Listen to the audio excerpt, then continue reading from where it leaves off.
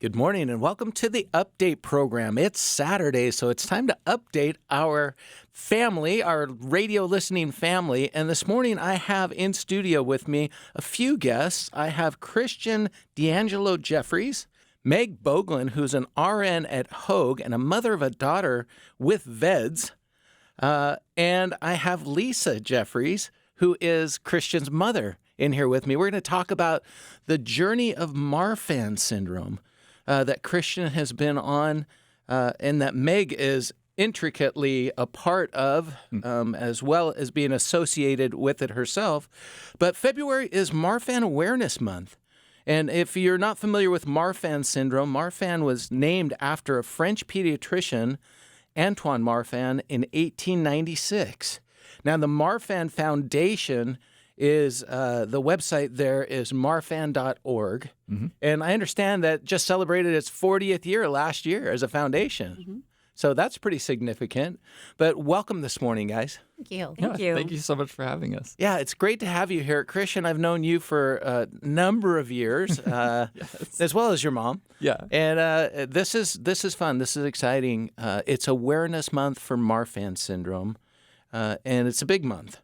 I know that Marfan syndrome affects all fibrous connective tissue, but how is that tissue affected? I mean, we have a lot of fibrous connective tissue, so how is that? Well, yeah, I mean, Marfan syndrome's funny, right? Because it literally kind of, it is the literal makeup of me. It kind of touches everything from its body tissue, right? So it's bones, it's eyes, it is lungs, it's it's my feet, my hands, my ligaments, and the really big one being heart. The heart, yeah. And that's where it's kind of interesting, right? Because there's components to this where it's like, okay, I'm a 6'6" tall person. I am long. I look like this. Like that's Marfan's. Yeah. Like that's what it's doing. And those are kind of the fun parts of it, right? Right. And then there's the not fun parts, like, I've had a lung collapse and, stuff with my heart and needing to have heart surgery. The heart really being this, big piece of tissue. And that's the... Yeah, it's kind of an important one, too. That's sort of the thing keeping me alive. And that's with Marfan's, right? The thing that we all look at and go, okay, this is what we got to focus on. And why we are even in studio here having this conversation, because it's the whole conversation right now is, how do we raise awareness for that? With what Marfan's does to the heart is it creates issues, with certain components. The aorta is a big one, that being the thing that, Yeah, you have an enlarged aorta is kind of symptomatic of Marfan's, correct? Yep. And if that enlargement gets to a point of, if it gets too enlarged, it creates... Well, it stretches the tissue and it can create tears or any other number of problems. And the biggest being it will cause a heart attack. And that's the big one. How many people are affected by Marfan's? Men versus women? Is it more slanted towards one gender? Or? No, it's not. It does not discriminate against gender, color, race, ethnicity. It's non-discriminatory. And there's... The prevalence of Marfan syndrome is 1 in every 5,000.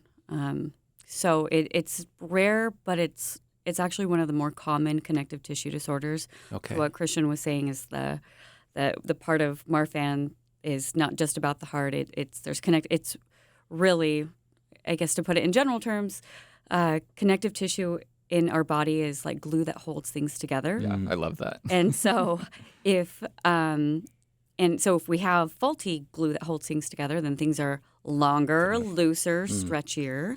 And so with these cardiovascular connective tissue disorders, the more critical pieces or the life-threatening pieces are the heart valves and that aorta. And the aorta is the largest artery in the body that supplies blood to all of our major organs and really throughout our entire body.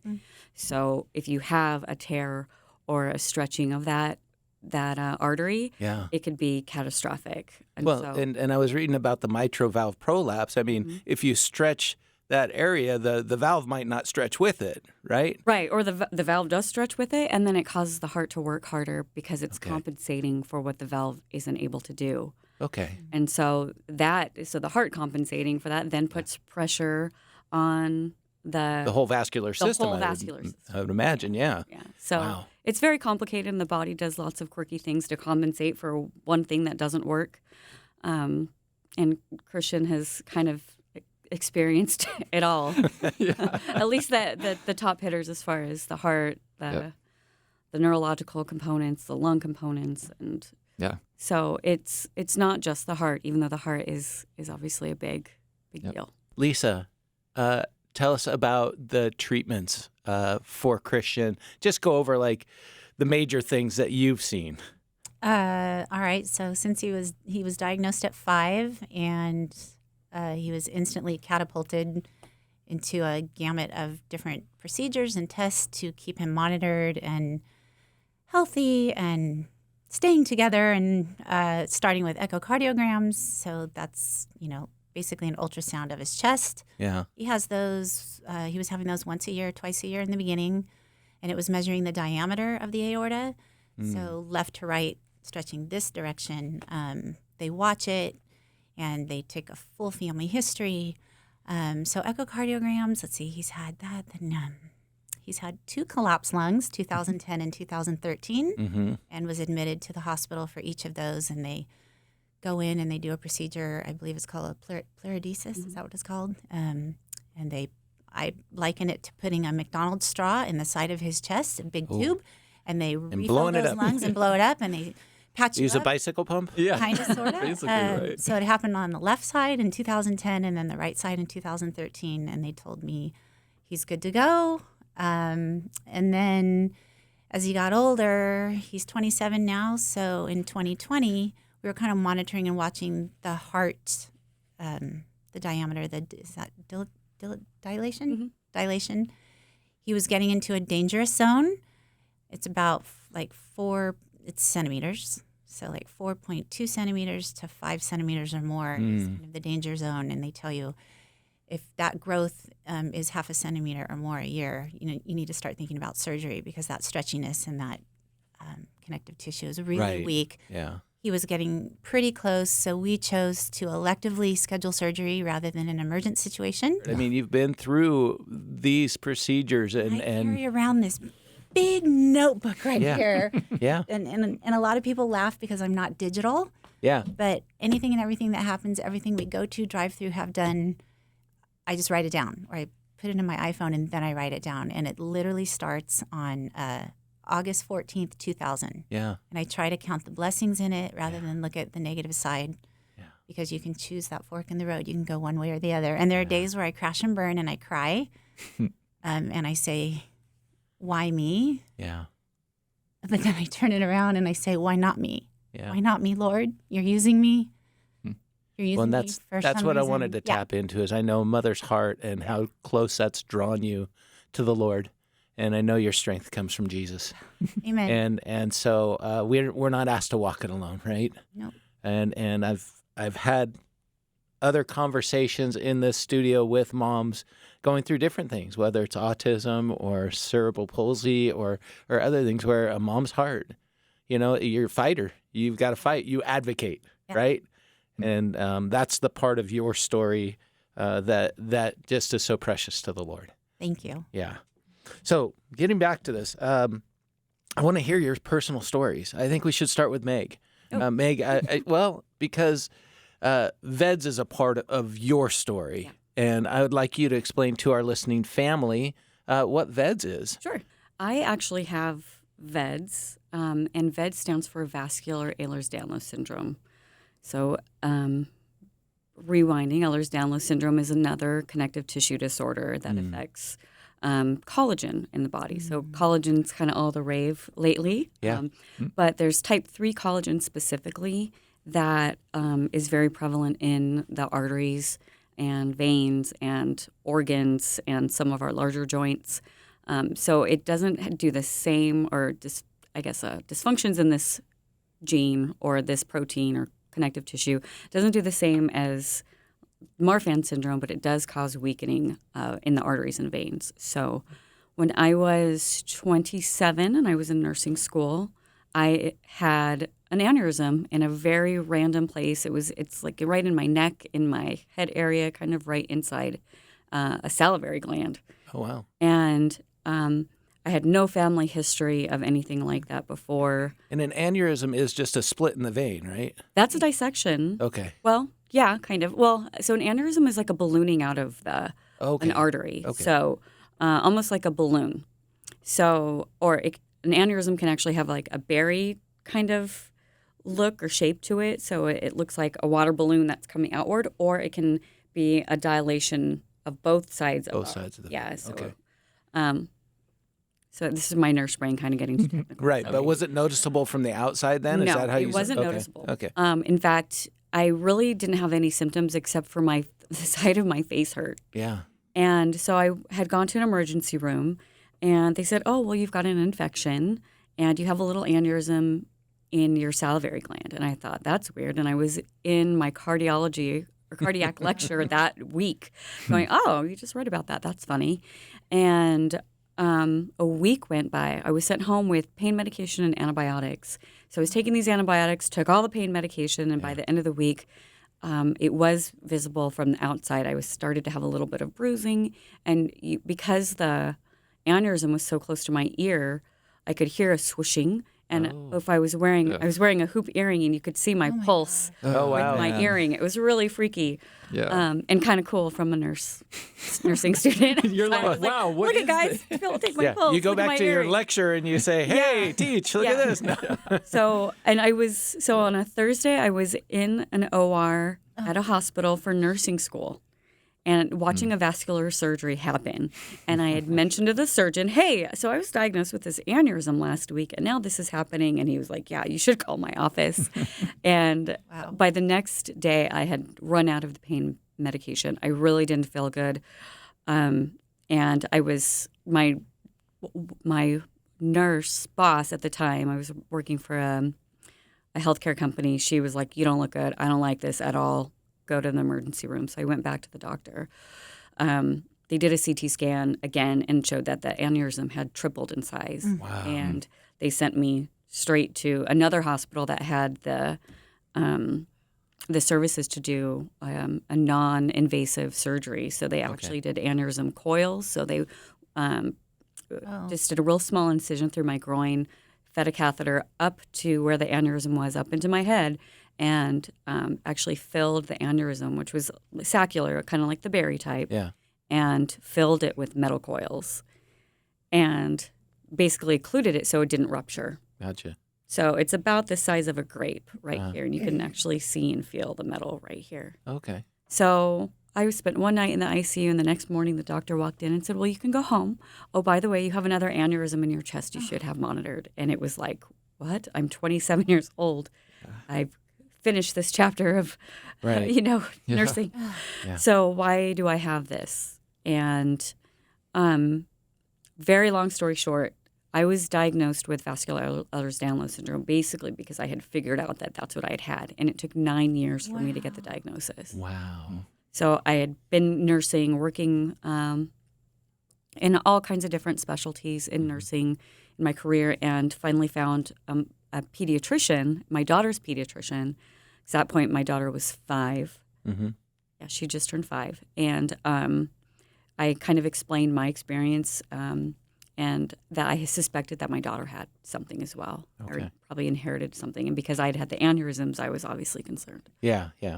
So I had genetic testing. They started with me because I was the one that had more symptoms. Yep. And I didn't have the look of someone that has Ehlers-Danlos syndrome or vascular type Ehlers-Danlos. And so there was not this high suspicion that I was going to come out positive with it. But then when it did, it made a ton of sense. A lot of sense, yeah. Yeah. And then subsequently, my daughter was diagnosed, and then I found that I was pregnant. And so my son actually inherited it. So these conditions are genetic, and they can be inherited if one parent has the gene defect. They can be, but not always. Not always. So there's a 50-50 chance. So even though neither one of my parents had it, I had a spontaneous mutation. Okay. But I had a 50%, or my children had a 50% chance of inheriting my collagen 3 gene or their fathers. And so both mine got my gene. Christian, moving to you, I know you have a long involved story, and I am just dying to get to it because I know about, I would guess, a third of it, if that. So Yeah, I mean, it's I will give the nutshell the best that I can. Okay. So I have Marfan syndrome. It was inherited from my father. My journey of diagnosis was a little tough. It began when I was 5. My father passed away, and in that moment we kind of didn't really know what was going on. yeah, My dad was seemingly healthy. Didn't really have the physical characteristics, Mom, from what I understand. He was only 6 foot. Yeah, Oh, wasn't okay. this like super long, lanky, person like I am. yeah. So it was a very just like, whoa, what is going on? Death, really. And that we saw from that, it was kind of this confusing journey of why did this happen? They did an autopsy. His aorta was shredded. And it was kind of this like, okay, this seems to be Marfan syndrome. And basically when Marfan syndrome came into the picture, when that came into the conversation, it was like, well, this is genetic. There's 2 children. Let's figure this out. Yeah. So I was tested. My sister was tested. Sister didn't get it. I did. Yeah. 50-50. Yeah. Yeah. Like that's actually like, right? Like what a perfect Example of that, visualization of that. Yeah. Like my sister is perfectly healthy. She didn't even get like a sliver or like remnant. She's not of, real tall. like- I've met her before. No, Yeah. she's this little person. So photos of us together are hilarious, right? Because it's like me towering over this short Got long little- boy. Yep. this long Does she have a boy. nickname too? Nope. So yeah, I got it. She didn't, and really that like at 5 began this journey of living with Marfan syndrome. So His father's was not inherited. So my late husband did Yeah. not inherit it from any family member, which we call a spontaneous mutation, and that affects 25% of the Marfan community, and 75% is inherited. So he was that. And there's no idea what causes this mutation. I'm I would guessing. give I'm that- guessing. I have give no that idea. to I Meg. read about the spontaneous, and I would imagine that's why your husband didn't have all of the signs, like the elongated body. He and- was 6 feet. He was 6 feet tall, and we have a family photo of his family in the 70s. He's 6 so foot. funny. His mother was 4'10" and a half. Oh my goodness. His father was 5 foot, and his siblings were 5'1". Yeah. So you have this tall, thin, not thin. Okay. Yeah. but tall. And nobody back then, 1970, 1971, had asked, why is this guy so tall? Let's just move on with life. So So we actually are all born with gene changes. Like it's just whether or not they cause any issues or not. So, and then kind of in our world of genetics, we're still sort of in our infancy of what we've learned. I mean, when you were diagnosed, I think we were barely starting to really test Yeah, genetically 2000. Like that with was because you got your genetic test in 2020. the Yeah. blood, the actual yeah, saliva. the actual saliva. that didn't actual- exist when I was 5. Right. Yeah. So it was all based off of clinical Yes. features and characteristics. So you met criteria, and your father met criteria for the diagnosis of Marfan syndrome. But from the gene standpoint, we really started testing, and it became much more affordable just within the last decade. Yeah. So So- much has happened in like the time that I've had it. It's Yeah. incredible. Yeah. Yeah. Well, I'm just wondering. I mean, your husband, Christian's father, had no idea. No idea. I mean, there's listeners listening right now who is it worth getting genetically checked? I mean, how would you go about doing that? I mean, if they're walking around, they may have no idea. I mean, is the biggest sign an enlarged aorta that they would have to get their heart scanned? Is a heart scan a good idea? If there's a suspicion that Marfan syndrome or actually any kind of a sudden death in a family member, a family history of aneurysms, dissections, especially in, I guess, some of our older generations, or if early deaths related to, quote, a heart condition, a lot of times, a lot of families just assumed it was a heart attack because someone went, oh, I've got chest pain, and then they passed away. But if they're, 6 foot and all their family members are 5'5", that's a big discrepancy within the family. And if there's a history of early young deaths that are thought to be heart related, those are big red flags. Yeah. And so if you have those, if you have that in your family history, it's definitely worth getting an evaluation. Okay. And we'll talk about different resources that are out there, but definitely disproportionately tall, lanky, extremities, fingers. The Marfan Foundation can be found at marfan.org. Great resource. There's a lot of, what to do if you suspect that you or a family member have the conditions, and there's certain signs, like physical signs, that you can kind of go check off and see if you have it. Okay. But definitely because, so this actually will go back to your question about the randomness or the spontaneous gene mutations. Mm-hmm. So even without the family history, we definitely know from experience that you can have a spontaneous mutation. So if we look back at the genes, so we all know that there's, in a very generic layman's terms, so if you look at the picture of the DNA spiral, sure, the little ladder that makes up that DNA spiral, the pieces to the ladder are proteins. And so when there's a change in the proteins and where we expect those to line up, then that's considered a variant or a mutation. So disease severity can actually vary dependent on where the protein changes on that spiral. Okay. So you could have a swap out for a protein that's very minor because the proteins might be similar in what their functions are. Mm-hmm. And so the disease severity might be very mild. But if on that spiral you've got a swap out for a gene that is, or a protein rather, that is very different, the proteins function very differently, and you swap one thing out for another, it's more severe. Then it's much more severe. Yeah. And so it's the cases that are maybe on the milder or moderate side that don't really come to focus or come to light that easily. Okay. So even in medicine, we're taught to look at the severe cases because those are the ones that kind of rise to our attention because of something catastrophic. Right in your face. Yeah. Right in our face. They show up in our ER. They show up in our clinics.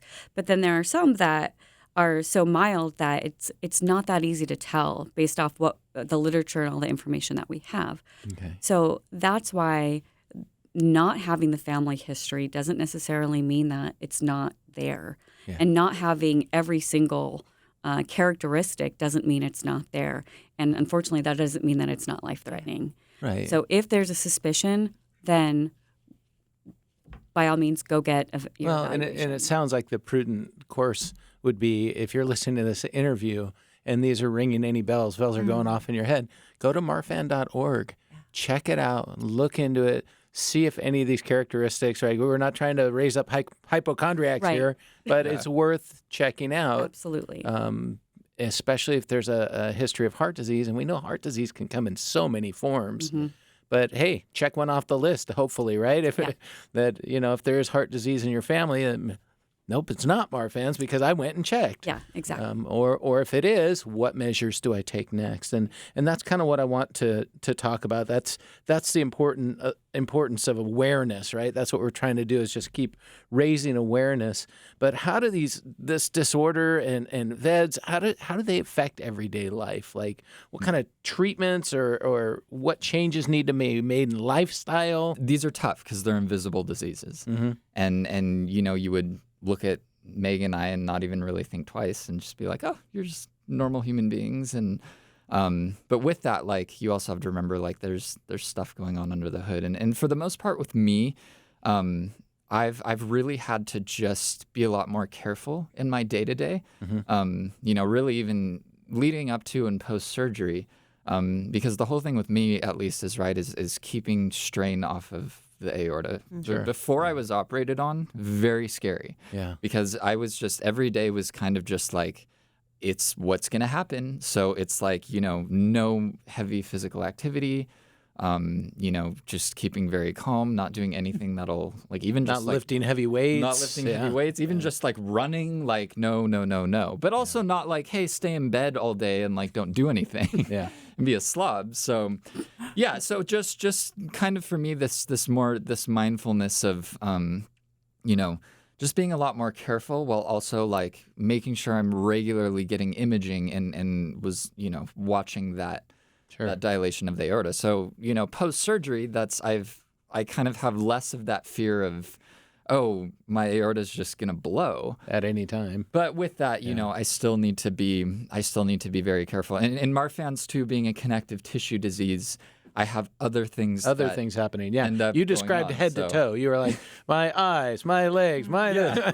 It's kind of head to toe there. We had to reschedule this interview. Yeah. Because last time we were doing it, I was in bed because I was getting cerebral spinal fluid leaks, which is, ballooning that happens in my lower back because my body tissue is weird. And I was in bed, not able to get out of bed without blacking out, vomiting. It's just this awful intense pain is part of that too. One day thing, then it just ends, and then I'm back. So it's and by the way, that, you can't plan for it either. I mean, it just comes on you when you're not. So, I don't know what tomorrow looks like. Am I going to get one? I'm this is the journey of faith, right? Or I'm all right, Jesus, carry me, because I don't know what's going on. Yeah. But it's stuff like that, right? Where I'm I'm in the normal now. Yeah. But then I'll get CSF leaks or, and it's just all part of my body tissue being abnormal. The spontaneous mutation thing, the 25%, there was no family history with my husband. So Christian, how this all started was he was at the pediatrician for his kindergarten checkup at 5.5, and it was the pediatrician who said, wow, your son is really tall and thin for his age, really tall for his age. I have a suspicion it could be something called Marfan Syndrome, but I'm not positive. Let's send him over for echo. And the echo showed that's what started it. My husband was still living at the time. Okay, fast forward 6 weeks. We've got things lined up to get Christian tested, and my husband suffered a fatal aortic dissection on September 30th of 2000. Which is kind of saying his heart exploded or shredded. Yeah. Yes, the aorta just ballooned. The water balloon popped, and he died instantly. And Christian was in his second week of kindergarten. The whole school closed down. It was crazy. Mm-hmm. And here I am, 32 years old, widowed, and I have a 5-year-old son and a 3-year-old daughter. I don't know where to go for help. I don't know what to do. Right. And so I don't even found out about Marfan syndrome through my husband brought home some printouts from the internet when he was still alive and said, I think I have this disease. Oh my goodness. I have stretch marks on my back. I'm really tall for my family. Everybody else is short. So I stumbled upon the foundation after I got internet after he passed out. Can you believe that? After he passed away. Yeah. Finally got online, and boom, I was at my first annual conference in Baltimore, Maryland for Marfan syndrome, and I just burst into tears when I got there because I met other moms. Other people who knew your plight, who knew what you were going through, yeah. Fast forward, here we are, and now I was part of an Orange County group way back when. I would drive up to some lady's house in Pasadena, and we would all talk, and we would meet in my living room. And then I would go to some things and hand out pamphlets. And then I would go to another conference. And one time it was in LA. And now there's other moms who are part of the foundation, who are like the spokespeople for. Yeah. There's a gal in Riverside who I've been talking with. There's another mom right here in Newport Beach who will be at the walk. Just moved here from Chicago. And we're friends now. And I finally feel I'm not alone. Yeah. It's great. It's a great platform for bringing us all together because Meg said in her notes that she sent me, it's a small community of people. We're not invisible. We're small but mighty. Yeah. And I don't even have it. And I want to go to the rooftops. But you care about each other, and that goes back to the mom's heart for you and for you. Yeah. But it's also, your clinical side. I mean, Christian raves about the team that he has at Hoag. I'm pretty vocal about my Hoag family. I mean, I've got Meg, my cardiologist David, my surgeon Tony. They're just all. Yes, there's the clinical first. Yeah. But then just to be able to just have friendships with all of these people, right? Because it's so much more than just these are the problems with me. It's and I'm scared. I'm going to be operated on. What, help. My heart is going to be operated on. Yeah, right? So right. it's one thing, right? When your medical family is are your friends. And then, with that is just, as well as, building relationships with other people. I just met a friend who has a lot of the same of what I'm going through. And I could not sit here and with the best adjectives describe to you the pain that I experience sometimes from Marfan syndrome, but then to be able to go to somebody else who has experienced the same, oddly specific, really weird thing. Yeah. It's like, oh my goodness, I'm not crazy. No, there's somewhat of a brotherhood. You understand, right? Like you get what I'm going through. Yeah. So it's just it's incredible, just the people in my life that, from all sides where I'm just I just feel so taken care of and supported, and it makes it all a lot less scary. So you live in Newport Beach or the Newport Beach area. You go to Hogue. Someone living in Nebraska, where do they go? How specialized is this treatment? Is it something where families move from Chicago to a good area to get treatment for children? Is it things like that? Yeah, specialized care. I'll take this one. Yeah. Meg. So Chicago does have great care, by the way. I just use that as an example. Sorry, Chicago. Right. But no, it is really hard to find specialists that really understand comprehensively everything that and comes really quick, with. it's been a 20-year journey for me. Yeah. Where I'm at now, it has been a journey of finding people. Yeah. Sort of to cut you off, Meg. No. I mean, it's been 2007 from when I had my first event to find answers, and then once I was diagnosed, which is only 5 years ago, to have looking for a team, and then in a very short time frame, finding a team, and then being part of the team in my career. Right, so I'm very blessed. You're personally invested, I would say. I am then. personally invested, but it in a way for me, it's therapeutic for me to cope with my own health and I guess motherhood, to be able to relate and really have compassion for others that have had very similar experiences. Right. But to answer your question, where do you go for support? Really, the Marfan Foundation has just an amazing infrastructure that provides support for patients, families, and finding care. Because, good. We keep saying rare disease, the prevalence is 1 in 50,000, 1 in 5,000. These are rare conditions, and so it is really hard to find caregivers, healthcare providers that understand it.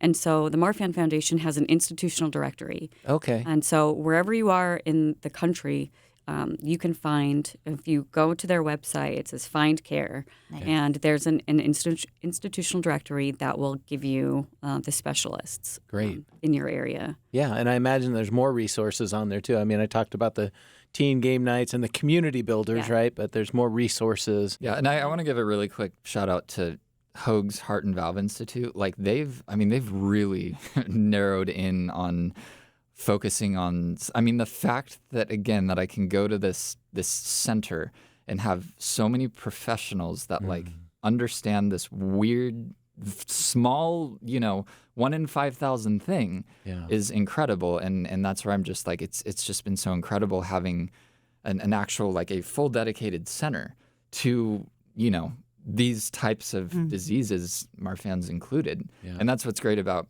the Marfan website and all that, right, is it gets you connected to these medical institutions that will be all right, it goes beyond just the spectrum of the hospital. Yeah. It is it is a specialized chunk of the pie that's where I do all of my dealing, and it's that. So and it's that chunk that offers the life-saving procedures and treatments. Yeah. I mean that literally are life-saving, right? You were telling me about your surgery, and right in the middle of it, the doctor goes, "Oh, you know what we need to do? Do you want to tell that story?" Yeah, I mean my surgery journey, it was incredible, and again, I've my surgeon Tony is amazing, and in the middle of my surgery noticed, hey, I think it'd be good to go this direction, right? Doing a mechanical valve. You know, it's funny. Tony always tells me, and pre-surgery, like, that wasn't the thought. It was probably an option, yeah, but we weren't. And it's funny, like Tony tells me, he's like, he gets so frustrated because he's like, I didn't want to have to go mechanical because there's some maintenance to it, right? It is a piece of carbon that is in my chest. It ticks. I hear it. It is like, it's this machine. It's great. You can't sneak up on me anymore. I can't. I will never be able to hide my emotion on a date. Like, it's great. my God. So, but that's the thing, right? So Tony sees this. He opens me up and goes, Christian, I don't want you back in here again and again and again and again. I'm going to make this call. He actually talked with my dad. I'm going to correct you there. You were under anesthesia. He didn't ask you at all. But knows, he is thinking in my best interest, right? And going, this is what's going to be best for you in the long term, for the rest of your life. He talks to my dad. My dad goes, I trust you. This sounds great. I wake up and I'm like, hey, I trust you. And it's stuff like that, right? Where it's just, wow. And you know what? He called from the OR, basically called me on my cell phone, the surgeon. Yeah.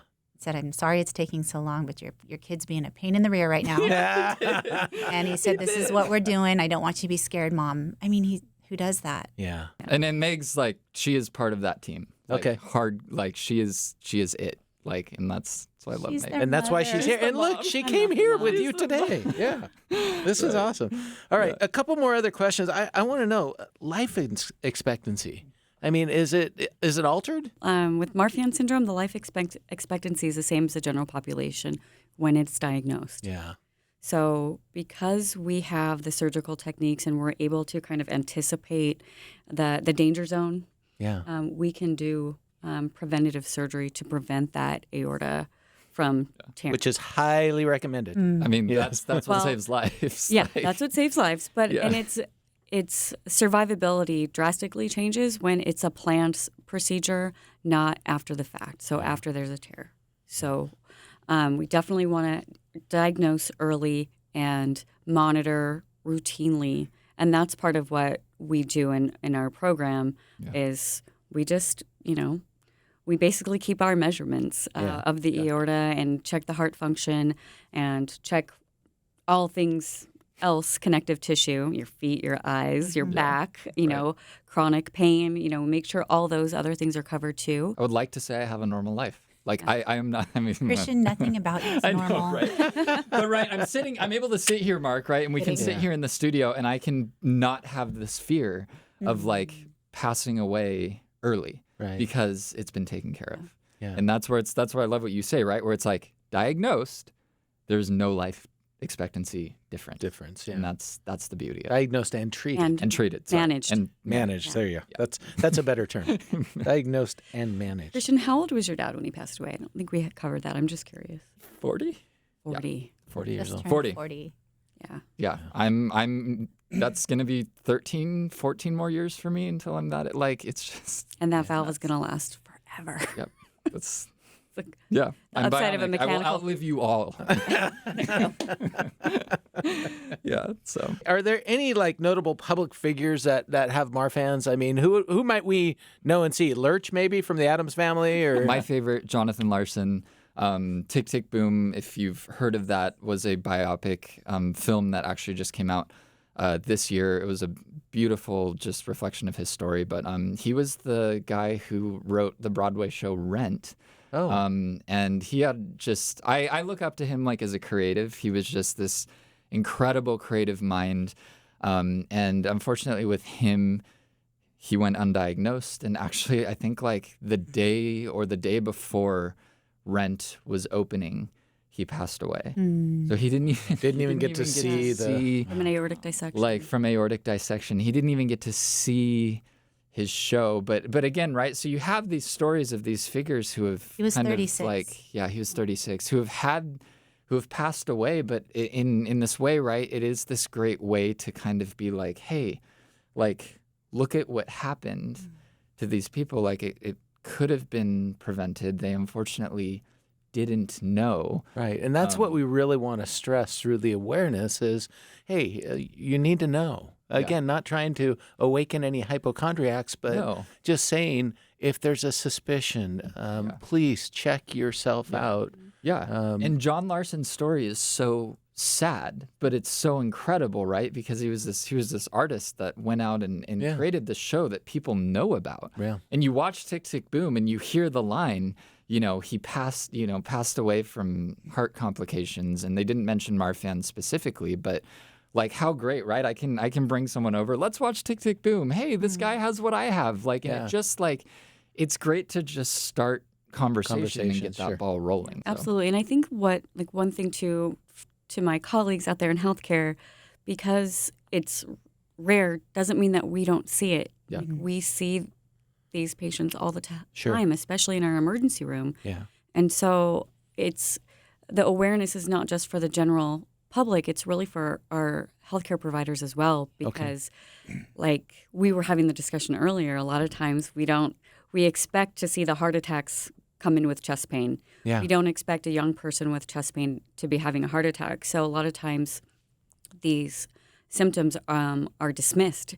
And when we don't see things like people with Marfan syndrome or VEDS or Loeys-Dietz syndrome, these connective tissue disorders, they're not at the forefront. So we're thinking heartburn, we're thinking, okay, maybe a young person with a heart attack, we're going to give them an EKG. If the EKG is fine because they're not having a heart attack, then we don't know what it is and we'll send them home. And that's unfortunately what happened to Jonathan Larson. Yeah. I mean, I was sent home from the emergency room even knowing that I had an aneurysm, not knowing that it was actively growing. But this happens a lot. And at least I know for sure in our VEDS community of patients, we have had family members die in waiting rooms because of the unthinkable thing that's happened, the things that our nurses and doctors in an emergency room setting aren't thinking of. Yeah. So when there is a known diagnosis, it's really important that we advocate for ourselves, that our family members advocate for us to insist on the appropriate and speedy imaging to diagnose things like an aneurysm or a dissection, or in some of these conditions, there can be spontaneous organ rupture, which can be fatal. I loved your analogy before we got started. You close your eyes and you hear hooves coming and you think it's a horse, but it might be a zebra. Might be a zebra. Right? And so the word to our healthcare professionals out there is, yes, it most likely is a horse, but it might be a zebra. So many more people know about it now than when my husband passed. Yeah. I mean, the fact that there was even a movie on a guy who had it, it was like, yes, like get the awareness out there, so much we've seen. Well, and so this month is Awareness Month. Yeah. At the end of the month, we're having a local walk, but I pulled up on the Marfan Foundation website, marfan.org, that they're having walks all year long, different places. I mean, the West and Southern California, Phoenix, Northern California, Midwest and Cleveland, St. Louis, Milwaukee. In the Northeast, they have them in Boston, New York, Philadelphia. In the South, Houston and Atlanta, Nashville, Raleigh, North Carolina. There's even an international walk, right? That sounds like it's virtual, but where everyone walks together.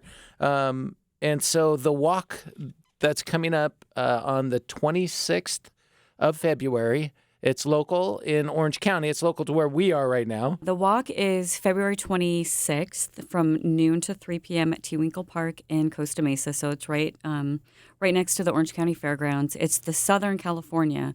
So we are hoping to get our community members from San Diego, Los Angeles, Orange County, San Bernardino, the Inland Empire. So the walk is really That's not just all shouting distance of this radio perfect, station, so you're good. Right. Great. So it's not just for Marfan syndrome, it's for all cardiovascular related connective tissue disorders. And really what the walk does is bring all of us together. And we've already talked about how important community and connecting with each other is like an integral part of our coping and healing. Yeah. And the walk and the foundation really gives us the opportunity to get together. Right. And we say walk, but it's really just kind of a stroll around a loop in a park because not all of us are really up for like a 5K. Yeah.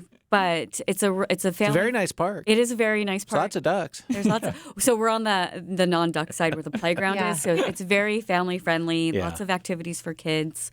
It is a fundraiser. It's a fundraiser. Yeah. I saw Team Longboy on there, which Team is Z. Team Z is on there. Yep. You can go to marfan.org and then you just find the Walk for Southern California, click on that. It'll tell you some of the teams and you can donate. And really, we want to encourage you just to be aware, to share this with family and friends so that they can become more aware and hopefully we can, bring more of a community in a sense of getting early diagnosis. On the coattails of the walk this summer. Yes. Meg, go ahead. Yeah, no, this summer, so the Marfan Foundation has had an annual family conference every year. And this year, Hogue is sponsoring and hosting the family conference.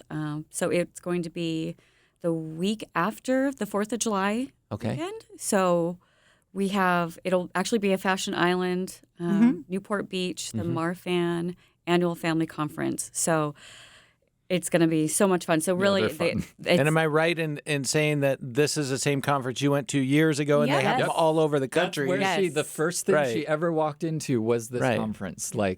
And she found her connection. So people will be coming from all over the country to this. And this is a great place to come and get introduced. You meet people that you've been on Facebook with for literally 5-6 years following. And have never seen before. That's you. Yeah. I mean, and then you meet them and then you cry because there's connection. So there's so much commonality, yes. July 7th through the 10th, and you'll probably see a lot of tall people in the local restaurants. And no, seriously, awareness could happen just at a Subway. I don't know. What are you doing here? Oh, I'm at this conference in Newport Beach. And the kids that get together, I mean, how tall were you when you were 11? Very tall. 6 foot, right? So all the 11-year-olds that are 6 foot, they're going to be together, and they're going to have other, 6th graders, 11-year-olds that are just as tall as them. So it is a really, really cool experience for the kids, and we're really trying hard to get the field trip this year to Disney. So fun. The kids get to go off, do fun stuff, and then the adults get to learn. It's very educational. And so the conference does kind of the latest and greatest medical information that's out there. And then we spend a whole day on basically living with these conditions, quality of life. And where can we find out more information about that conference? Is it the same website? Same website, marfan.org. And then the Hogue Marfan program will also have a lot of information as it comes up. And I think registration will be open shortly for the conference. Okay. There is a clinic on Thursday and Friday. So we're actually, it's a health fair where we do assessments. So we have volunteers with echocardiograms. We have doctors that volunteer to assess. We've got podiatrists, orthopedic doctors, cardiologists, lung specialists. So kind of the whole gamut of specialties. We'll be in attendance and we'll be offering services at least diagnostic. My big thing here is just this is all for community, right? And that's my favorite aspect of this all. Meg, my mom, myself, and I'm so stoked to be here with you, Mark. It's just the community is what's so important. And for me personally, right, my life is I live my life first and foremost through the lens of my faith, and then from my faith branches out all of the incredible people that I've met, that God has brought into my life, that I have stumbled upon, that I've found on the internet, that I can talk to. And it's just that's what this is. Yeah. That's what this is. Yeah. At the end of the day, it's people connecting with other people and coming together. And I love Meg's. Her whole thing is we're small but mighty, right? Yeah. Where it's just we're this little intimate community. And as a creative, right? I love that so much because I have creative circles of filmmakers and artists that I have found my niche in, that I also get to do with my medical journey as well, and the walk and the conference, and it's all just I couldn't imagine doing this without people. Well, and that's kind of the part of it that I love when you're talking about these kind of communities. You've met people that you would have never, ever met before, and except for Marfans. Yeah. And God's brought you into this community, and He brings you into this community to enrich their lives. Yeah. And He brings them into your community to enrich your life. And it's really funny, too, the circles cross, right? I met a Marfan person who is a producer of a very established TV show who I then am talking to professionally about, right? So it's it's just so nuts to me, the way that it all comes together and blends. You know, it's so incredible. So we were not meant to journey alone on this earth. God arranged it so that we would journey together. Yeah. So that's what I love about this. Guys, I want to wrap this up. What are some last thoughts? Lisa, I want to turn to you first. Is there anything that comes to mind that you'd like to share? Well, I have a verse. I have, the saying. That's a good thing to share. Yeah. 1 Corinthians 13, no temptation has overtaken you except what is common to mankind. And God is faithful, and he won't let us be tempted beyond what we can handle. It's kind of the world's version of saying God won't give you anything more than beyond what you can handle, which he gives us things that he's going to handle for us. He doesn't give us what we can't handle. He helps us handle what he's given us. Yeah. Oh, right? Yeah, amen. He's given us the tools. He's given us community. He's given us Meg. He's given us Hogue. And it's all part of coping, I think, from where I was in 2000 to where I am now. I walked in a lot of fear. I think fear is a great motivator to thrust you into a deeper walk with the Lord, that he's going to cover it all. You can pray all this away and, just give it to the Lord. And I do. But the scary thoughts come right back. But then I'll see another mom going through what I'm going through, or another way. It's all part of the coping. So yeah, my walk has gotten stronger. All I can say to the person who's struggling with this, or the mom, keep on doing what you're doing. Cry when you need to. Yeah. We're only human. It's been such a journey, and I think we're on a new one with the latest thing with Christian with his back pain. And yeah, I don't know. It's been, why not me, Lord, instead of why me, why not me? I've been chosen for such a time as this to represent this community and help others. I hope I can do that, and I hope to be helped. I mean, and you've done such a good job at it. I think she's doing a great job at it now. Goober. Yeah. Right. But I love that verse. 1 Corinthians 10:13 is such a good verse about God just won't. He won't give you more than what you can. And what he's basically saying through that is, I'm going to step with you. Yeah. Take every step with you. All right, Meg, I'm going to turn to you. Any final thoughts you'd like to share? Just to piggyback what Lisa said, is that you're really not alone. Yeah. And that is, we talked about kind of the mental health component of enduring all this. Yeah. And it is overwhelming, but we are here. I guess that's kind of what I want to say, is that we're here. We're here as patients. Yep. So to our medical community, we're here.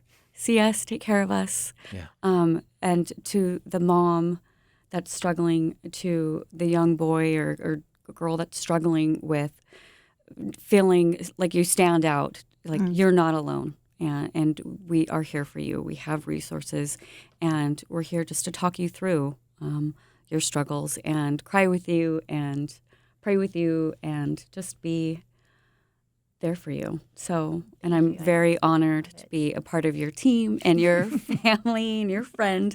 And you both have helped me as a nurse, a mom, and just someone that struggles. So thank you. And thank you for having me. Medical stuff is so personal. And I think sometimes we feel like we have to there's the medical professionals, and then there's my emotions and crying and this and that. And we call that emotional support. Yes, thank you, emotional support. It all let it all blend together into this beautiful thing. Like a movie? Yes, like a movie.